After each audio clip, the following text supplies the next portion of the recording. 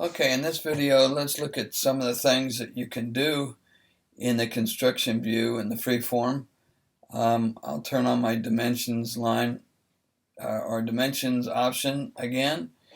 And so I'm going to go over to my baseline here and I'll right click on it and you'll see the menu pop up. And right now, I don't have too many choices. I have let's see if I can move this over some.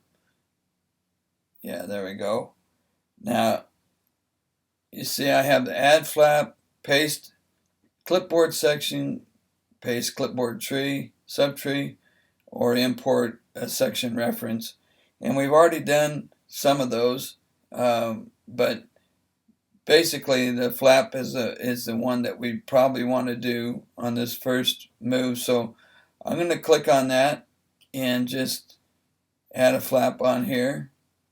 I want to move this down some, so the way to do that is to use your mouse wheel. If you have a mouse wheel, and you can scroll in and out and position your mouse left to right, and you'll see that scrolling in and out, you can move that section wherever you want to move it to.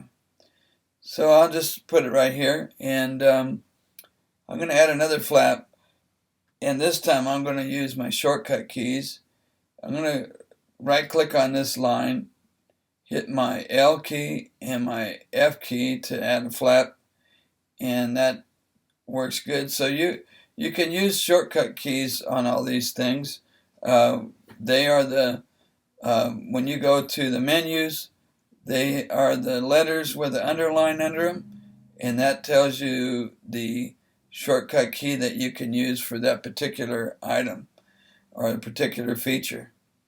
So what can we do? Let's look at some of the things that we can do, and we'll start by looking at clicking on a section here, and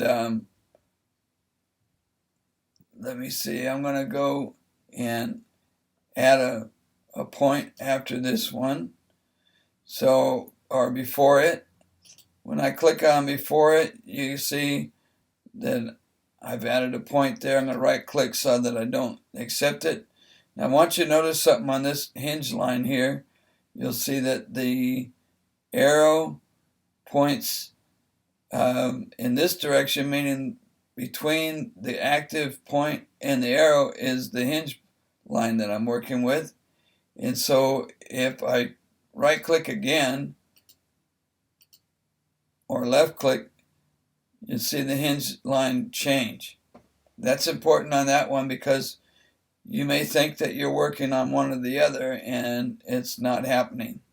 So